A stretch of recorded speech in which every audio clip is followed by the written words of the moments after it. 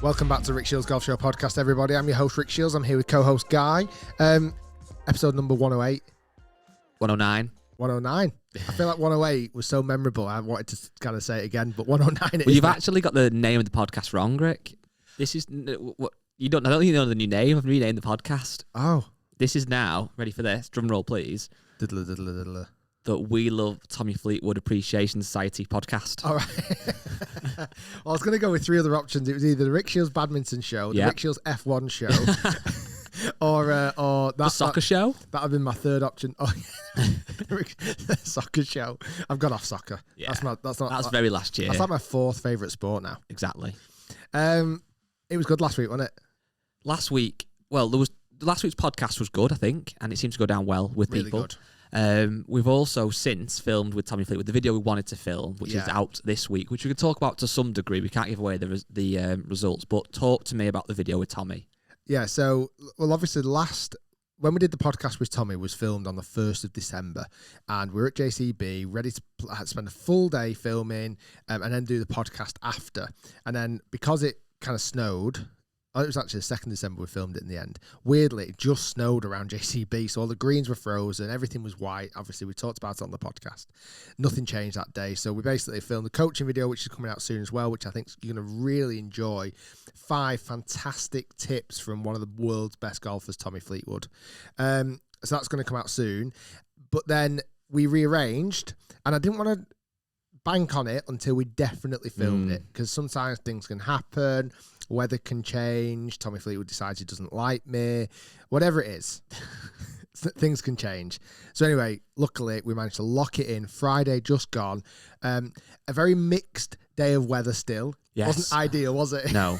It was cold. It was windy in parts. Suddenly then it was sunny. Yeah. Then it was raining, torrential rain, biblical rain.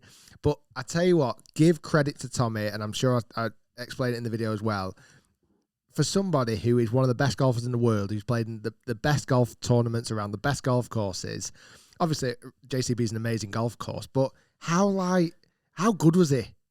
Unbelievable. He was such a nice guy. You've become like a super fan. I thought, well, as I said, I kind of grew up knowing who he was. I said that in the podcast because he was this guy that was really, really good at golf, that was the same age as me at the time, was a giant, which is weird because he's not that big anymore, which he said in the podcast again. But he actually is exactly what you see. And to the point where I almost forgot after we'd filmed with him who he was, if that makes sense. He just became like one of us, didn't he? He just fitted in so well. He said he wanted to be part of the team. He was just a nice guy. Very nice guy. So the video we filmed, again, we hinted it in the last podcast. It was me against Tommy Fleetwood around JCB, which is a golf course that I've had mixed fortune round. A couple of times it's absolutely beat me to death. The one time, trophy up there on the corner, actually won a trophy with my pals playing there. The other thing is that with that one, a little bit of an asterisk, there was no cameras that time. So I've been there for the rounds you played. It was that one. It's, I played really well. It wasn't on film, though. I just made a trophy up myself. I just went to the trophy shop and went, I need a trophy. So this time, playing off pretty much the back tees, me versus Tommy Fleetwood, but with a twist. Well, there's a twist because, without being rude, Rick, you're a decent golfer. I mean, I beat you when we play and stuff, but like... I'm not Tommy Fleetwood-esque. You're not Tommy Fleetwood-esque. Obviously, there's only 39 people officially in the world who are better than Tommy Fleetwood at the moment in time. So you two playing a round of stroke play, there's going to be only one winner there, Rick. 100%. Let's be honest. So let's bring the old handicap system into play. But with a handicap system, how many shots would you get? Would it be 1? Would it be 2? Would it be 5? Let's go simple. You turn pro off. 4. He turned pro off. +6. So there's a 10-shot difference there. Yeah. So you played golf with Tommy. He started off level par, obviously. It's a normal game of golf. But you started off 10 under par. Nice. So it was a good feeling. It was like a bit of a nervous feeling, but it was a good feeling. So video of that coming soon. Again, we're not going to give away the results. No. There was some very good play. There was some very dodgy play in there. And again, I don't want to give it away at all. I think you're going to really, really enjoy watching the video. 100%. And I think, something that actually I thought really stood out from your... I feel like you're looking around or something. Where's the red light? It was on me cameras? then. Now it's on. There we go. I can see him. Rick wants the camera on him constantly. Yeah, stick it on Rick. Yeah, he's heard on. There's no red light. It's on. Okay. I'll trust you. Put it on me a sec. So this outfit I'm wearing today is my janitor's outfit. Every time I wear this outfit, people comment on the video saying I look like a high school janitor in America. Aw. And if you Google high school janitor, I actually do look like a high school. If you look at that. Wait there. Oh, it's gone off now. One sec. This is rubbish if you're just listening to the podcast, so I suggest you go and watch it. But look at that, Rick. I look like a high school. Don't I? Yeah, you do. Yeah. I didn't realise. It's just like weird coat thing I've got on. I've got no clothes. I'm hoping so Father Christmas funny. gets some clothes because I've got absolutely nothing. I was going to say then. Oh, yeah. So you set off 10 under par. Yeah. And again, without giving the video away, there was a few bogeys in there. You seem to not get as annoyed or whatever with bogeys. You're like, oh, I'm now 9 under or whatever. Yeah, of course, it's a nice feeling. Well, that's what I mean. So, like, weirdly, let's say if you're a 10 handicap golfer and you go and play a stroke play event. Now, in theory, the advice would be don't think what you score, just play each hole, write it on the scorecard and go to the next. But actually, if a 10 handicap went out on the golf course and stroke play come and said, right, I'm 10 under par today. Yeah. I bet they'd actually play better. Yeah, that's quite a good thought. Because a double bogey, one's late under. Yeah, that's actually a really good way, I think. And even let's say when you get back to level, or you do go over to 1 over your handicap, I think, well, only 1 hole, I can get this back to level. Yeah, it's quite a good way of thinking, actually. So yeah, video of that coming soon. Tommy was phenomenal. And I honestly think you're going to really, really enjoy it. They are my favourite kind of videos that we do because not only are we at an amazing golf course, watching golf, which obviously people want to do on the channel, but with Tommy, who's obviously one of the best in the world, but came across so well. And that's the kind of thing, I think, when we have this chance to work with tour pros, we want to try and do something that's different to what you normally see on, like, as good as job of like Sky Sports do. The golfers in that situation are very kind of in work mode and giving the kind of nice answers and stuff. So I feel like we get a really nice side of him. Like when we did 100%. obviously with Sam Horsfield, now with Tommy, we've obviously done stuff with like Minwoo Lee, even James Robinson, who's now not a tour player, but he was. I feel like we really get into him, and the videos that have been the most entertaining, and it's proven this, certainly with Sam Horsfield around the average golf course, what can he shoot? I think this video concept again asks a question that people are going to want to know the answer to. 100%. So if this doesn't hit 5 million views in the first couple of weeks, it's a failure. Yes. Anything over 10 million, we'd consider it a success. I've got a new interest. Okay. So F1? No, we'll come on to F1 in a bit because I'm not that bothered with F1. It's just men in the car.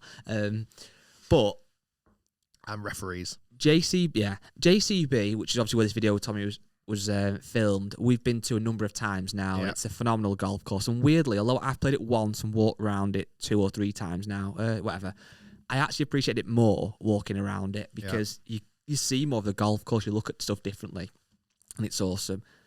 The unique thing with JCB is it's very kind of exclusive to play. You can't just rock up and pay, and you can't just become a member. They have like a corporate membership system, and it got me thinking and researching the most exclusive golf course in the country. And I've become a little bit obsessed with these golf courses because we talked about a few the other day when we were with... I could probably name a few. So there's an article on golfmonthly.com. Can I try and name a few? Go on. Have you got There's a list? 10 on this list. Now, it's not an official, but there's 10. So let's see. So this is really exclusive golf clubs? Yes. Okay. Beaverbrook? Yes. Queenswood? Yes. What's that one called? Wisley? Yes. Wentworth? Yes. Okay. Doing very well here. So I feel like Wentworth changed. I think you could have been a member. Now it's really gone super exclusive. There's one that you've not said that would... JCB? Yes. So that's 5. And is it England only or is it UK? It actually says UK, but I think there's one that I know you've played at for sure, which is not in England. Renaissance? Oh, wow. That wasn't what I was going to say, but yeah, that is on there. Okay. You're doing unbelievably good at this. So I've got 4 more to go. And there's one I've played. There's one I know you played Renaissance, but I didn't think of that one. This one you've definitely played. Not, I don't think in a work capacity as such, but you've played there. Oh God. You'll know it when you know it. So I've got 4 more to go. Give me the 3 that I don't know because I think I'm So struggling. there's Centurion. It's Centurion. Yeah, apparently so. Wow. Skibo Castle. The Carnegie Club. Yeah. And then Burwood Lakes, which I didn't realise was... Oh, bloody hell. Is that what Mizuno is? Is that I didn't know that. It is. And the last one... The one that I've played, so I've done Centurion. You played there. There's some links, some ex-footballers, managers. Wait. Managers. Oh, I don't know then. I was going to say St George's Hill. Harry's just text. Lot Lomond. Oh, Harry just said it. Yeah. Lot Lomond, of course. But so that 10, how many I think you basically got 7, I think. I've never played. Well, you've not played Queenwood, have you? No. Have you played Wentworth? Yes. Yeah. Have you played the Wisley? No. I've been, but I've not played it. Beaverbrook? No. Bearwood Lakes? Yeah. JCB, obviously. Yeah. That's Skibo Castle. No. Loch Lomond you have. Yeah. Centurion. Yeah. Renaissance. Yeah. That's it. Wow, Is so Centurion where we went to for the... And Van Damme. Yeah. That's where Seb's a member. Yeah, I didn't know that was that. No, I didn't think it was, to be honest. But what was mad, so I think you'll know much better than I do. I feel like Queenwood's the one I have heard of that's ridiculous. Apparently, it costs about £200,000 to join. And if you go onto the website, I actually went, it's dead hard to find their actual website. And if you do get onto it, it's literally got this really nice like website.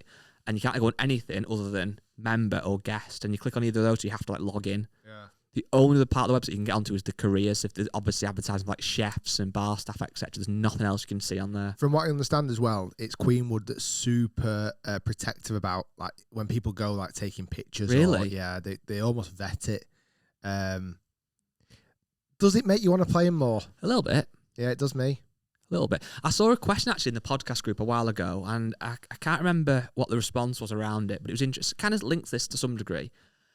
And it was somebody saying that, like, you know, these top courses that host the Open and stuff, how expensive they are. And, you know, some of the top courses in the country and in the UK, how, you know, they literally cost upwards of £300, £400, £500 sometimes. Yeah. And is that kind of against this whole growing the game initiative that people talk about, you know, rightly or wrongly?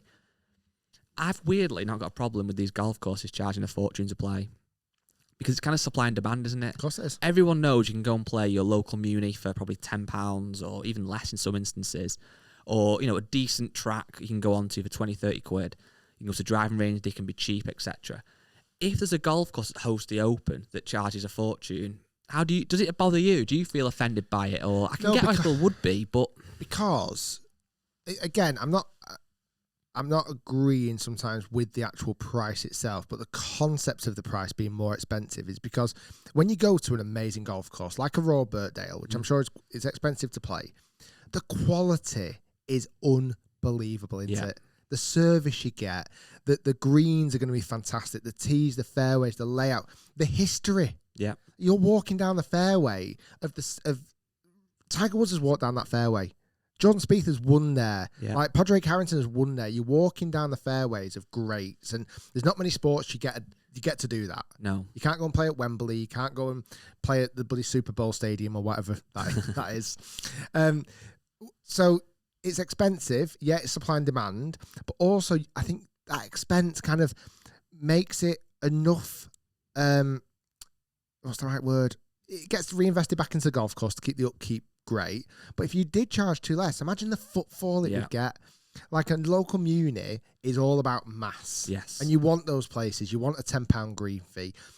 But be honest, if you play a £10 green fee, what type of facility of golf course standard are you expecting? It's probably not going to be the same as Royal Birkdale, is it? And also, I think with these courses, weirdly, in my mind anyway, people might have different opinions, you're not paying necessarily for the course. Now, as good as the actual condition will be, in my opinion, no golf course is worth £20 per hole. No. Like 360 quid, which some of these are charging. Of course. You're paying to almost tick it off the bucket list, aren't you? So you're paying like for that experience as opposed to the actual, well, obviously it is partly for the golf course, but it's even like the old course. There's a lot of holes at the old course are very average. That I don't even remember them. Yeah. There's obviously a handful that are so iconic. But you're paying when you go into the old course, if you can get on it, for the sake of playing the old course, aren't you? Of course you are. So when somebody asks if you played the old course, you go, oh yeah, I've played the old course. Yeah. It's slightly hard for me to comment on because I'm in a very fortunate position that I get quite well looked after with green fees and stuff. So it is hard for me to comment, but there are different types of golf courses for different levels of budgets. And if you can go and treat yourself to a lovely golf course and you enjoy it, do it.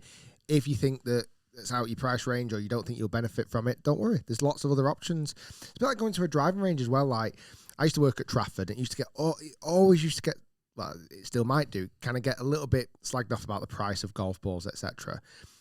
But when you go to a facility like that, it's a really good experience. Like the mats are fantastic. The golf balls are brilliant. The targets you hit towards are brilliant. It's all really well lit. You've got mirrors. You've got nice service. Like you pay for all of that, don't you? You can go to a driving range where you go to till and pay £1 for 100 balls, Yeah. but you don't get a smile. You don't get a nice, warm welcome. The mats are like concrete. You've got no real targets to go to. There's nothing lit up or nothing like. So unfortunately, there are times where you do have to pay for the experience and the quality. This is why, though, sometimes as well, and again, I completely get people's opinion on this topic, but it kind of semi-annoys me as a golfer when people, and certainly golfers do this as well, golfers give it a bad rap for being too expensive. And I think that's because once you get into your golf and you get kind of keen on it, you want the new TaylorMade driver because the marketing's so good. You want to go and play at Birkdale because you hear such good things about it. I'm on the Sports Direct website now. There's obviously other retailers in England who sell cheap golf stuff. Golf shoes on here for £12. Yeah, it's good that, isn't it? Now, they'd obviously probably might not be the most comfortable and stuff, but you think you do need a lot of gear for golf. You need a lot of courses, maybe not on munis, but a typical golf course, you might need to wear proper golf shoes, pants, polo, and have gear. But in reality, most people own a pair of trousers. Yeah. Most people own a polo shirt. Like that, you can get pants for £12. We know you can get a package set for £70. Get a few balls. It isn't actually that expensive, but it's only expensive if you want the top stuff. Correct. But equally, what's weird is a lot of people that want the top stuff are also the people that say, oh, new drivers know better than they were 5 years ago. Yeah. Well, if that's the case, why are you moaning about the price of the new TaylorMade being £500? Because you've almost said it doesn't matter. Do you know what I mean? No, 100%. And that's in any walk of life. Like, you do want the more expensive things are more desirable. That's just what it is. 100%. It's marketing. It's brand snobbery of some sorts. It's your own almost. What's the right word? Almost like self-worth, almost like you're rewarding yourself, or you want to show off to your mates and stuff. So, unfortunately, all that does cost in any walk of life. It's a bit like a car. Like, if you want a nice car, it's not going to get you from A to B any better, but you want to show off that you got a nice car. Like, you want to have the nice alloys and the fancy upgrades and like, you want all that, but you got to pay for it. Yeah. Like, it's just how it is. The way of the world, Rick. The way of the world. Do you want some emails? Let's do it. So, we did actually. I was going to say we didn't do one last week with Tom. We did the Dear Rick and we did the confessions. Last one. Yeah. If anyone from Beaverbrooks, Queenwood, or any of the top 10 exclusive golf courses that I've not played, want to get in contact, feel free to email. I'll happily come down and. You know what I think that's weird about that though? They actually wouldn't want you to come make a video with me. That's the point. That's what's mad about it. It's like they almost want you. They'll pay you not to come make a video. Okay, if you want to pay me not to come and do a video, yeah, that's a good way of doing it. So if you want your email read out on the show, which obviously everybody does, email podcast@rickshiels.com. I think next week we are going to pick the winner for the head cover we did. We still had loads of people email in with that, so it's like we don't want to people. Not everybody listens to the podcast the week it comes out. What? Some are, yeah, I know. Some people are a few weeks behind. So if you want to be in for a chance of winning that exclusive merch, email us podcast@rickshiels.com with a screenshot of your subscription or the fact that you've rated the podcast on Apple. That would be really good. You'll put into the draw. Perfect. But this week we've got a Dear Rick and a confession. Nice. Now what I like about this week's confession is it's not the it's not the worst of like the one where you think, oh, it's just a kind of nice, like little soft one. But I think I'm very keen to hear. That's what she said. No, that's what she didn't say. Okay, you ready? Go for it. Dear Rick, please read my confession. This story has been looming over me for a couple of years now, and I need some assistance to know whether I can rid myself of my golfing guilt. During a round with my dad and my younger brother and a mate at Rockcliffe Hall, which is where Rick's played recently, I did what I have and many others have done countless times before on the famous par 3 fifth. For those insane listeners, he says, who haven't seen Rick's recent video at Rockcliffe, it's a short par 3 with a massive island green. I dunked it straight into the water off the tee. Okay. This is where the confession starts. I was naturally disappointed and immediately threw another ball out of my pocket onto the tee box and hit another shot. There is a drop zone further down, but given this was a friendly round, I wanted to hit another one off the tee and kind of actually play the hole properly. It's a bit more fun. I absolutely striped my second attempt.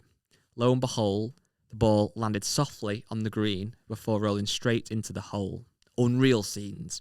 We all celebrated as if it was a hole-in-one, but quite rightly we scored it down as a par, which it was. Knowing that etiquette dictates you need to buy a round of drinks the entire clubhouse after getting a hole-in-one, as a student, I was glad to know that this time the actual course clubhouse was shut because of the COVID rules at the time. Yeah. Regardless, we still decided to go for a drink at a local pub that was open. As we walked in, my mate noticed that there were some others in the pub wearing golf gear and asked them if they'd been playing at Rockcliffe that day, to which they replied, yes, we have. My mate told them that I had got a hole-in-one and that I was willing to buy them all a drink. After I bought them their drink, they seemed excited and asked me many questions about the hole-in-one. Really milking it, I spoke all about the beautiful shot, how it had a little baby fade, landed soft, checked upon the green, and then went into the hole at perfect dead weight. Not once did I mention it was actually my third off the tee. Am I in the wrong here? Should I feel guilty about this? Please let me know. No, you're completely forgiven straight away. I think, it's not. I mean, what a mad story. You've dunked in the water. You've stepped up there, third shot, gone in the hole. You've made your par, happy as days. And in your playing group, you've not tricked anybody. Yeah. In my brain, you don't have to buy anyone any drinks. Nope. Like, he shouldn't feel responsible for going in the clubhouse and buying people drinks, if I'm honest with you. So the fact that then he's gone into the pub, the fact that his mate has said, oh, yeah, my pal's just had a hole-in-one, he's kind of just going with the flow. Yeah. Bought them all a drink, presumably. That's what he said, doesn't it? Yes. Yeah, you can have that on me. That's fine.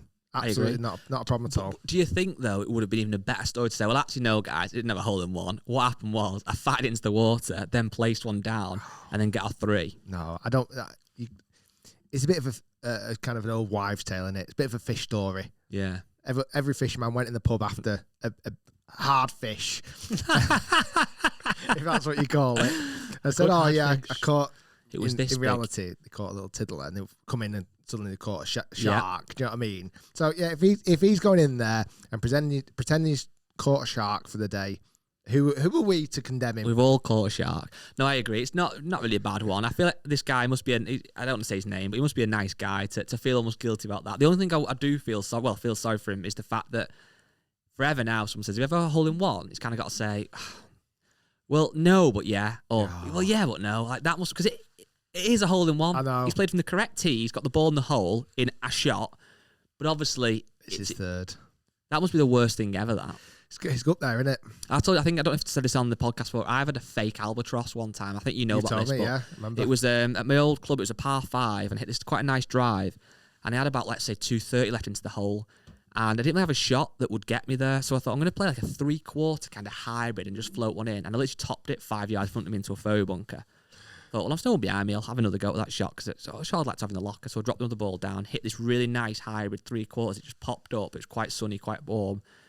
Bounced and then rolled straight into the hole. So I holed out from like 230 yards, which counted for absolutely nothing. Yeah, because you're not going to, if someone said if you had an albatross. Yeah, I've not, but hole-in-one's a different question. Hole-in-one is an absolute different kettle question. of fish. I feel sorry for him.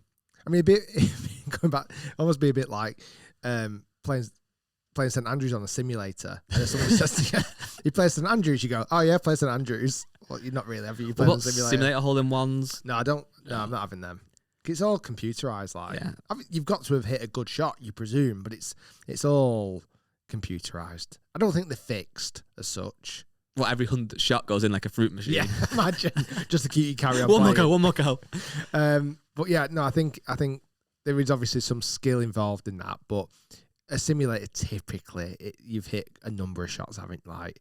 You know, it's a nice flat lie. There's no wind. There's no conditions. It's not uphill, downhill. It's just hit into a screen and see what happens. You close your laptop, you're done. You let No. Your laptop's down, arms folded, Rick's done for the day. It's 20 minutes. That's all you get in this week, guys. To be honest, I don't always know why I've got my laptop. You don't need it. What's the reason? Well, that's the thing. I was just there flicking through like... Flicking through what?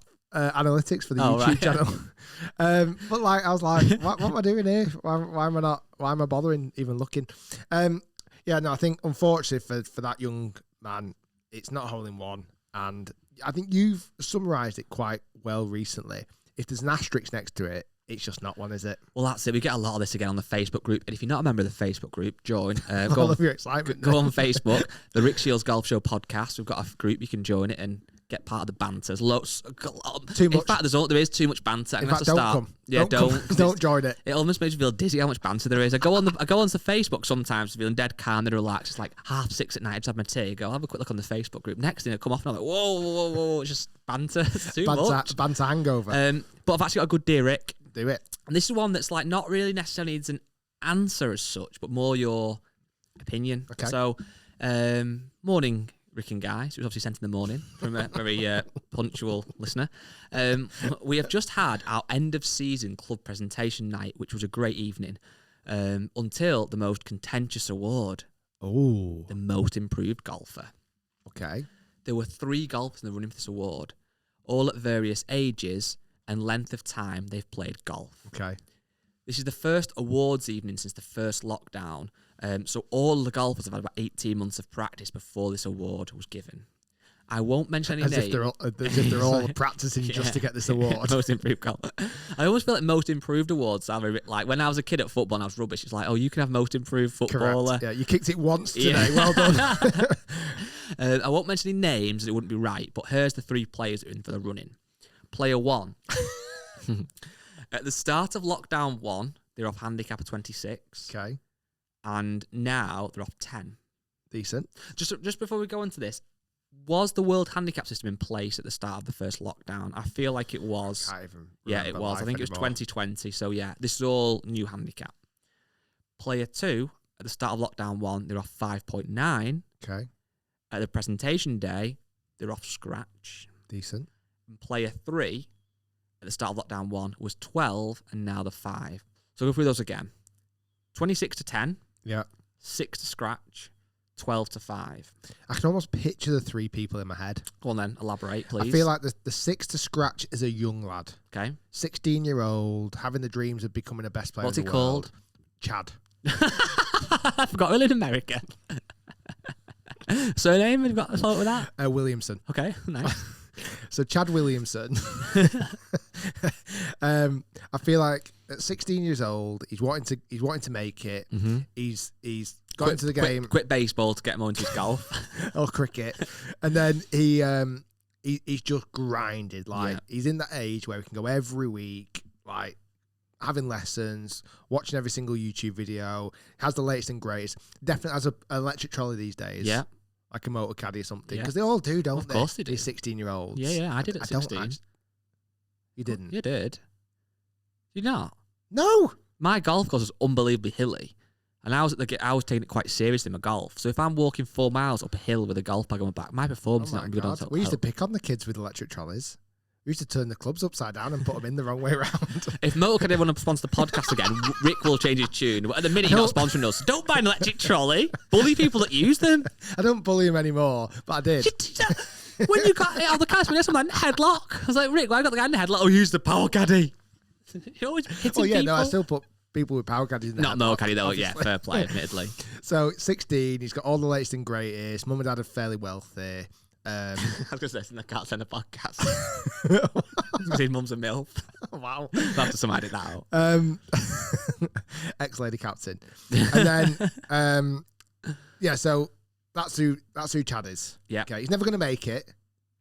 He's just not got the minerals. He gets a bit angry as well when he misses a short 100%. putt. He's ginger. I just think he would be. Okay. So, Ginger Chad. So he's gone from 6 to scratch, right? That's the first person. Yeah. Okay. Player 1 was 26 to 10. There's a few controversial drops that Chad has. We're going to lose the actual story here, but carry on. 26 to 10, who's that? So he is ex-footballer. Okay. Who's just got back into the game. Mm-hmm. Fit lad. Like, everyone wants to be him, right? Yeah. And he's gone out and he's bought hefty. He's gone PXG, right? He's doing all right for himself. He's not an ex-footballer. He's not an ex-footballer anymore. He's a football agent. Oh, okay. Okay. He's working with the best players. Like he's living the life. Pulls up with a big Range Rover. He's called like Lawrence Tompkinson. So Lawrence was going to make it. Yeah. Used to be signed up for United. Yeah. Got dropped when he was younger. Had a bad leg injury, but he's come back into football now. His mates have played for years. He got going. 26 was always a bit of a controversial handicap at first. He had some natural ability. Very natural, right? Yeah. And he's just playing a lot. Yeah. He's one of those ones. He's played that full top 10 list of the exclusive golf clubs in his first year because he knows all the connections. And his handicap's just dropping. Plays a Harry Maguire sometimes. Yeah, why not? Eh? Yeah. And he's just knows dropping. Harry Kane's brother. Right? Yeah. And his handicap's just like dropping like crazy. So he's off 10. And then number 3 was 12 down to 5.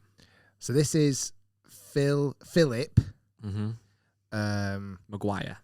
Philip Jones. Okay. He plays for Man United as well. Oh, no.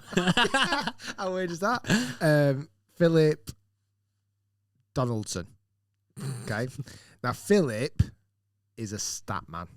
Yeah, okay. A bit of a Rob Potter vibe. He is a stat man. Yeah. He is at the range every day, all day. He has lessons. He wants to know the grind of his wedges, the loft of each golf club. Like he watches TXG a lot. Yeah. Like TXG, he doesn't even subscribe to the Rick Shiels Golf Show I channel. know, we actually talked to Tales with unsubscribe from Rick Shiels, if anything. Chad's definitely into. He calls it tripe, our videos. And Lawrence doesn't. He watches a few, but wouldn't ever admit to being a subscriber. Guy. Yeah, he wouldn't. Okay. He wouldn't commit to being a subscriber. Yeah. But he watches a lot. I like how they've had to become somehow involved in our channel. So then Philip, he's not into us at all. He doesn't like all the gimmicky clubs that we review, and he's just been working really hard in his game a lot. What was his handicap from? 12 to 5. Yeah, so he's never going to get any better than 5. Okay, like 5 is his limit because he desperately wants to hit the ball further, but he can only really maximise like club head speed at 102. So he hits it like 245 on the fly. Okay, so to go back through the players, we've got 26 to 10. Chad. No, Lawrence. No, 20. Yeah, okay. Yeah, 6 to scratch was Chad. And then 12 to 5 was Philip. Who do you think? That was a bit weird. Who do you think should win? And then I'll tell you who did win most improved player. Ooh. I think. Well, this is where it gets complicated, though. So Lawrence had a falling out with the committee because he parked his Range Rover in the captain spot once. Yeah, of course. So he's not the golf club's favourite. Just for one sec, take the story out of it for a minute. Who do you think should win actually in reality? And then we'll come back to the story.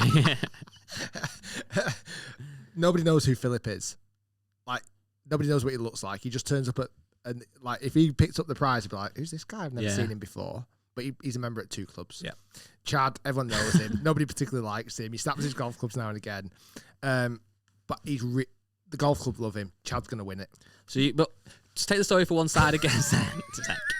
You think the guy that's gone from 6 to scratch should win in general, real terms? No. They don't. I think Lawrence should win. So 26 to 10. Yeah, he just gets a bad rap. Well, I can tell you, I think Chad will win it. The actual winner of the real thing in reality, in real world, not in Rick's brain, was the guy that went from 5.9 to scratch. So Chad. You're Chad, yeah. Yeah. No, yeah. 100%. Yeah. I agree with that. I think his mum was on the committee. 26 to 10 is impressive in a year. Well, 18 months is very impressive, but it's doable. Yeah. 12 to 5 again is doable. I think 6 to scratch is hard because there's a lot of guys that are off 6 who might get to 4, and that's just kind of where they'll stay then forever. Maybe go up and down a little bit, but to get to scratch is really good. The only thing that takes a little bit of shine off this for me, and I'm struggling to get my head around it, is it's the new handicaps, if that makes it. In the old days, I kind of knew really what that would take. Yeah, old world. Yeah. That was good. Well done, Chad. Well done, Chad. Lines, I wonder if it's actually called Chad. I don't think he will be called Chad, but who knows, he may be. Speaking of improved players, players getting awards, I saw something the other day, and I'm kind of going to start a new campaign. Okay. This is going to be a new part of the podcast, a new series of, I don't know what it can be called. So if anyone wants to help me with this, I'm struggling, email podcast@rickshiels.com.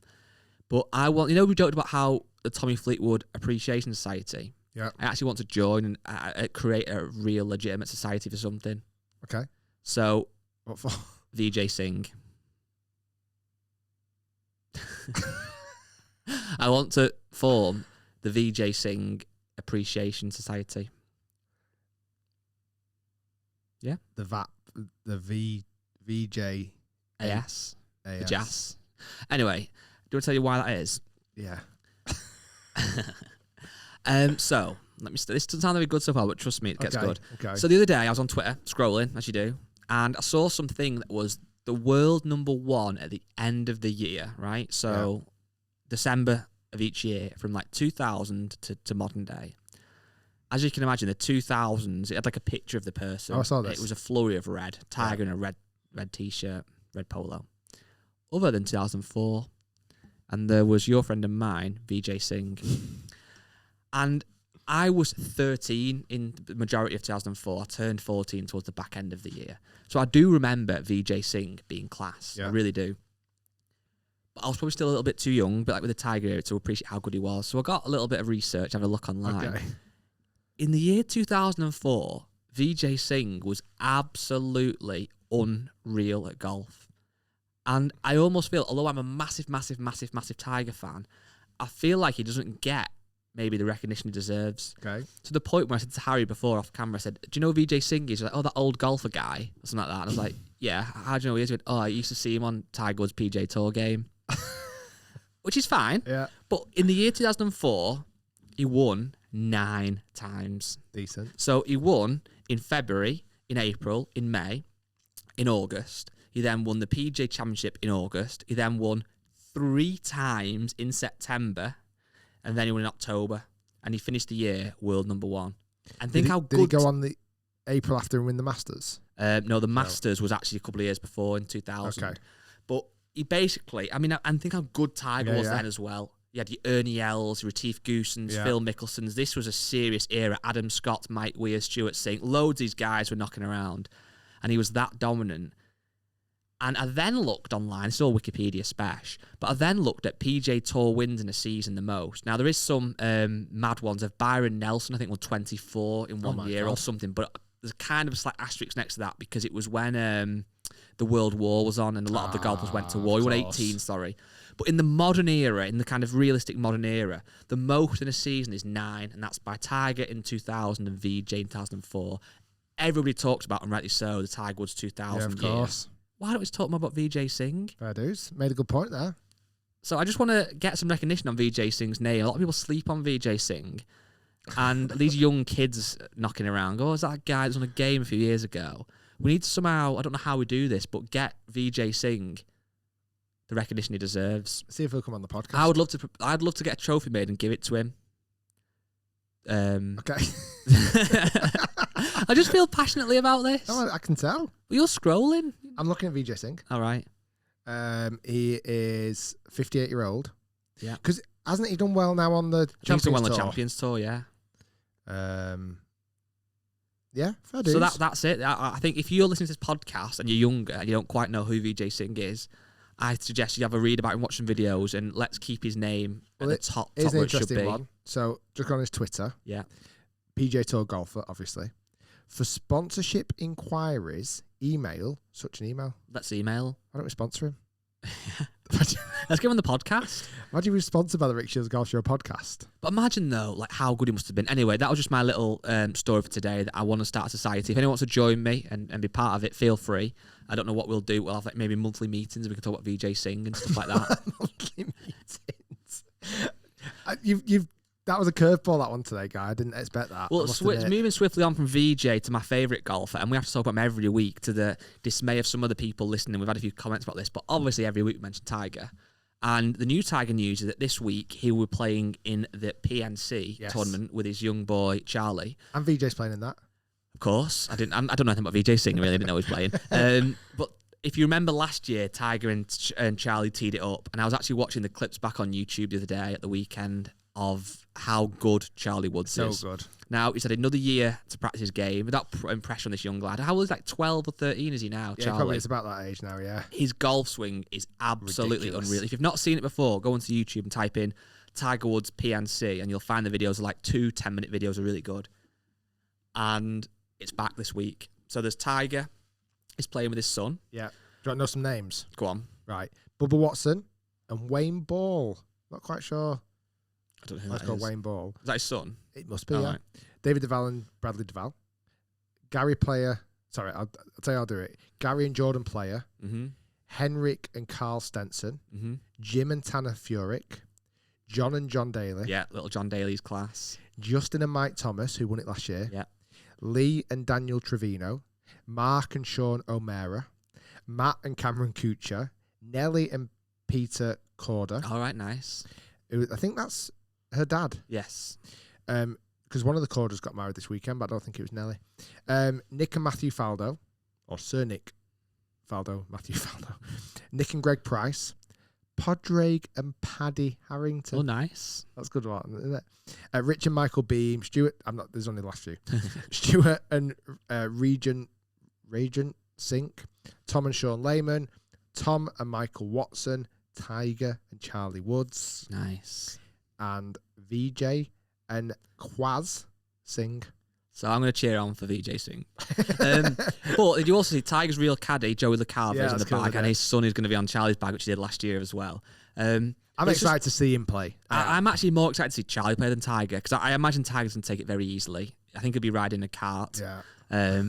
But to watch him, I mean, again, you can't put pressure on the young lad. He's so young, but the way he swings it and his mannerisms are so similar to Tiger. It's unbelievable. Well, it's like in those interviews that he did with Henny, and they were talking about Charlie and how he's getting on with his golf and this, that, and the other. And he said, like, obviously, like most teenagers, he gets angry and gets annoyed. Yeah. But then Tiger turned around and said, "That's all right. You can do that. But as long as the next shot to you is more important than breathing, that's all that matters." Yeah. Imagine your dad saying that to you. Your next shot is more important than breathing. Madness. He's going to go on to, if he can take an ounce of that competitive spirit of Tiger, it's going to be unbelievable. So I thought you were going to bring another topic to the podcast today. This idea how... Fucking hell. This idea how famous footballers... Okay, yeah. We discussed... often bring up famous footballers. Yeah. Examples. We tried this. We had a chat with Tommy Fleetwood around. We were chatting with Tommy Fleetwood, as you do, Obviously. having lunch, just chilling. And I was saying about how in boxing, it's quite common that certain boxers have boxer fathers. Yeah. So you've obviously got Chris Eubank Jr., Nigel and Conor Benn, Ricky Hatton's son, what's he called? Ricky Hatton's son. I can't remember. Ricky Hatton's son has just started boxing. It's quite a lot. It's quite like a known thing. Yeah. Floyd Mayweather's dad was a boxing trainer, I believe, all that kind of stuff. Even like Tommy Fury. And, Tyson Fury's dad. He was a boxer, yeah. And then in football, there's quite a lot of footballers who go on to be successful, whose fathers were footballers. So obviously you've got Peter Schmeichel and Kasper Schmeichel. You've got Frank Lampard and Frank Lampard Jr. Yeah. Alex Oxlade-Chamberlain's dad was a footballer. Mark Chamberlain, I think he was called. There's a lot of footballers. Yes. In golf, there's very, very, very few. Tommy actually reeled out, was it Bill and Jay Haas? There was a couple, but not many. And it got me thinking that, like, again, it's not as simple as, but if you are a professional boxer and you have a son, and from the age of 3, they are in the boxing gym, going on the pads and understanding the simple bits of boxing, and it becomes almost like walking to them. It appears to be there's a chance they may go on to be decent at boxing. Same with football. Now, I know, again, there's going to be some, obviously, things that will inherit, speed and whatever it might be. But, again, a lot of footballers have had sons that go on to be excellent footballers. We know that most golfers who have children play to some level. Yeah, well, I almost think they all do. They seem to do. Like, most famous golfers will have their kids playing golf. Yeah. Most professional golfers do. I tell you what, there is a lot of golf pros who now are famous playing pros, such as Justin Thomas. Yeah, his dad. Like his dad, Mike Thomas, is a PGA golf professional who has coached him from obviously when he was young. And I'm sure there's many more examples. But there's not many have been famous golfers who now have famous kids playing out on tour. I'm sure we'll get an influx of people saying, "Oh, the people such a body." Well, even in football, what's the guy, Erling Haaland, who plays for Dortmund, is like one of the most famous footballers in the world. I mean, his dad was a footballer as well. But it's not even like they just play at a decent level. It's like the top of their league. Yeah. And even like you look at some of the footballers now, like Cristiano Ronaldo's kids are in like United Academy, and like it was the big thing that happened this weekend. Robbie Savage, his son Charlie Savage, got his debut at Man United at Old Trafford in the Champions League match against Young Boys, I think it was. So it's like that kind of sparked the conversation. What's interesting is it now where we're going to see this big wave coming through? Do you think? Well, that's what I was going to get. There will be people, like you said, who'll email in, I'm sure, who can give us a few examples. Like, and that's great, because there will be. But there's definitely, without question, loads more footballers who've gone on to have sons who play professionally than there is golfers at a top level. It's even going back to F1, Mick Schumacher.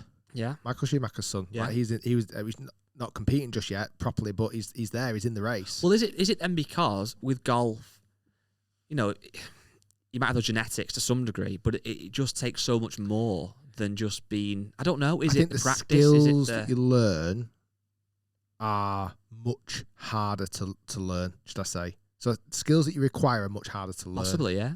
Where to learn to race a race car, it's there, isn't it? Do you know what I mean? Like the skills to race a race car, you can be taught those skills. You still have to have some natural talent. The other angle is, obviously, it's clearly very, very, very hard to get to top level of professional football or boxing. Of course it is.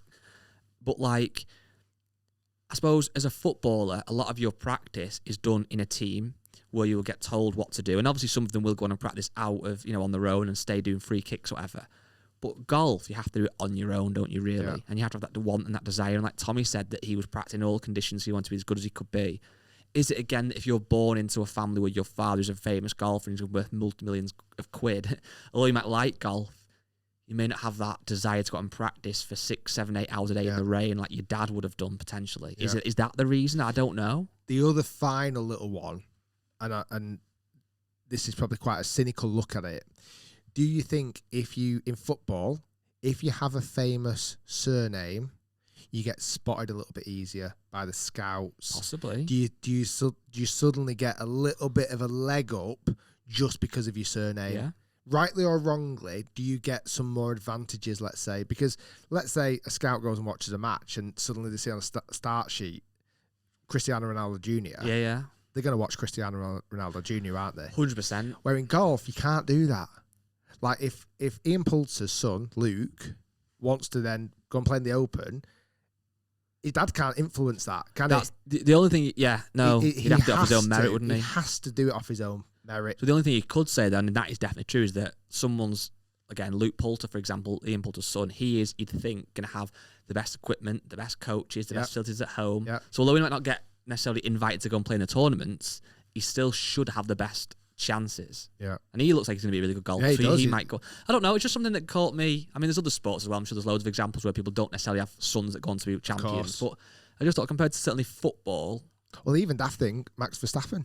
His dad was a racing driver. He? Yeah. Who just won the F1 I feel like I want to talk about F1 a lot, but the only thing with F1, I suppose, is that he couldn't really use it is because how many kids at school start playing football or playing basketball or playing even golf, whereas no kid plays F1 unless there's a reason why your father would get you into it. Because I'm sure Hamilton's dad had a go-kart thing or something. Well, that's how they all started. That's what I mean. Got to go go-karting. You wouldn't even have the chance to start. You wouldn't think. Yeah, I'd love my little boy or all my girls obviously to get into like go-karting and stuff. I think I'd really enjoy That's that. A random one, but yeah. But I've got I don't know how to do that. I would either need to force it on them to a degree, take them to the go-karting track every single weekend because they're not going to do it at school, are they? Oh yeah. I do Formula 1 at go-karting at school, are they? Anyway, I was a bit annoyed about the Formula 1. Go on, have your little minute of Formula 1. I'm a very, very new fan, so at the moment, I feel like this season has definitely caught my attention. And I think F1 do some incredible things that I would love to see golf do a little bit more of. Like very little time spending watching F1. I feel like I know a lot of the racers already. And that's straight. I don't think I'd get that in other sports because there's a smaller field though, isn't there? So 20 odd racers. But like you get to learn about them, you get some really good interviews about them, you get a little bit of rivalry, like you get even when they're out on the track and they're doing the radio back to the team, such a body's just done this, and so it's like great. I almost feel like they're gonna get out of the cars and fight. Like that'd be a good sport. Like it feels like that's how much like they hate each other. Like it's some do anyway. Certainly like Lewis and Max seem to obviously not particularly be friends, but like it's so like exciting in the way they film it and the way they put it all together and like all these things. So you're asking last week about DRS. I don't know what it meant. Yeah. So apparently what happens if your car is 1 second closer to another car and you're in a certain zone on the track, you get DRS, which is down. Oh God. Drag. Right. Something about drag, right? And you have a flap on the back of your car that flattens. Oh my days. And you can go faster to overtake them. Oh, so that is an advantage to the car behind. Like, how mad is that? Yeah. Like, it's all geared for drama. I mean, there was all a bit of a kind of a farce at the end when the rules officials got involved and stuff. But I feel like it's all about the drama, and you just don't get that in golf. Like, yeah, there's definitely ways, obviously, that that golf can be. We've talked about this loads of times. That golf can become more entertaining, and there's obviously these plans in place from different people that want to try and make it that way. I'm not quite into F1 yet. Maybe next year I'll give it a go. Yeah, it might not continue for me next year. It might fizzle out. And to be honest, I really had a bitter taste in my mouth after the weekend. But it's like everything that goes on, like it is bloody exciting. I tell you what's mad as well. This was crazy. Just before the race, like they open like all the cars are on the start line, and they open the track up to like everybody. I can't believe they do this. You had like Stormzy there. You had like Patrice Evra there. You had like who else was there? Usain Bolt was there. Like you're like, this is bloody madness.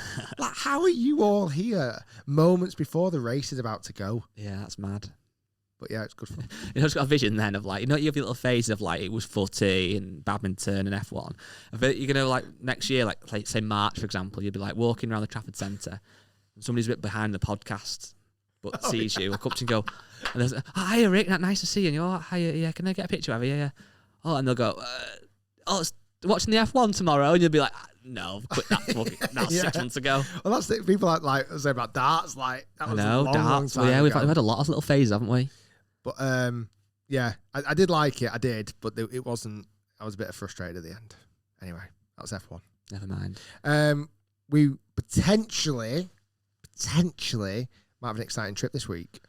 Well, people thought we had an exciting trip when I took that picture of you with your monster and raisins. We might be doing that in real life. In real life, we might be doing that in real life. So if you know what monsters and raisins means, that could be happening this week potentially. In fact, we're not even talked about that exciting trip, did we? I know we can't talk about it. We can talk about it. We can talk about the fact that we went to Basingstoke. I don't know, give it away. We can say what we did. We can say we saw the new TaylorMade driver, I think. All right, can we? Well, yeah. We saw the new TaylorMade driver this week. Next year. But well, we've seen a few brands now. Yeah. Well, let's just say. We've seen Cobra. Yes. We've seen Callaway. Yes. We've seen TaylorMade. Yes. That's pretty much everyone, isn't it? That's who we've seen, and that's all there is to see, I think, really. That's coming out for New Year. Products starting to arrive. Testing will start to commence. Videos will start to be made. Yeah. See what happens. Yeah. There's actually, somebody's just tried to put a picture in the Facebook group of a driver, which I can't say what brand it is, but we've had to decline it. Obviously, people like to see things early, don't they, and share pictures to show that they've kind of seen it first, but we just can't accept them because we have to sign an embargo form, an NDA form thing. So yeah, I've seen a lot of DMs this week going, "Oh, Rick, this is the new TaylorMade driver," and I'm like, "Well, yeah," and like, share it if you want to. I'm like, "Yeah, I can't share it because it's like it's I don't know. I don't always like those shared pictures too much. Certainly when they're crap quality. It is exciting though. The brands won't like it because they want to show it in their full glory and tell all the innovation story. But as a fan, there is something exciting about. I get excited every year about seeing the new drivers. I don't quite know why that is, but I do. I like seeing leaked pictures off the conforming list better than actual in-hand pictures. Really? In the black and white? I just feel like there's still a bit of mystery there. Where when you see it and it's like some lad in the pro shop's just taking it and it's not the best camera quality and not the best lighting, a crap angle because they've tried to like slide it under the desk. Yeah. I just think they look really crap. Well, that is a video we've got hopefully coming fairly soon. We're going to do some testing some older clubs as well. Oh, yeah. Because again, a lot of people know these new drivers that come out, and we've not reviewed them yet, so we can't speak about the new ones, for 2022. But certainly 2021 models, they looked great and they performed nicely, but there's not much difference between those and drivers from a number of years ago. So again, so talked about before how people want the latest and want to have stuff, and golf can be expensive, which it can be, but you don't have to have the latest and greatest to still hit the ball a long way and shoot decent scores. Gonna have fun. Yeah. Short one today. I think it is a short one today. Got some busy stuff to be cracking on with. We have. So, what's the time, Harry? 52. Oh, not that short. That's hell, you got 2 hours last week, everyone. Yeah, no. Stop whinging. Stop whinging. Stop crying about it. That's bothering me. You got 52 minutes. That's good. That's dead good. Enjoy the rest of your day, and we'll see you next week. And if you've got a motor caddy or anything like that, Rick's going to punch you. Yeah. Dead hard. Not motor caddies, but yeah. Yeah, I will. Yeah, I did. Bye.